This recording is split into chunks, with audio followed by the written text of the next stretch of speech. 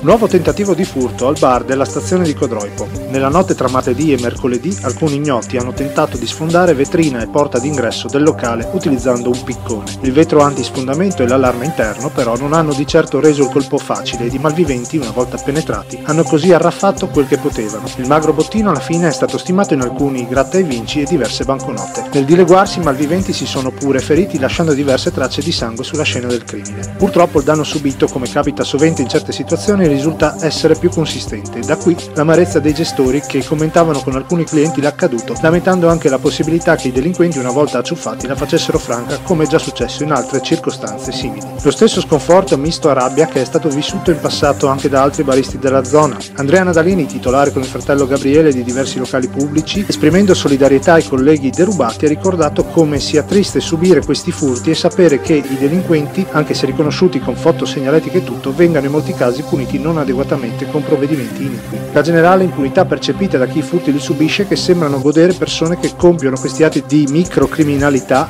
è sicuramente un vizio italico. Io stesso ho identificato gli autori del furto che avevo subito. Venivano da Milano, ma non so che fine abbiano fatto, né se abbiano pagato per il loro conto con la giustizia. Al momento gli inquirenti stanno indagando, sfruttando anche le riprese delle videocamere di sorveglianza comunali poste nella rotonda della stazione, che potrebbero fornire indicazioni utili al riconoscimento dei ladri maldestri. Per il Ponte News, Marco Calligaris.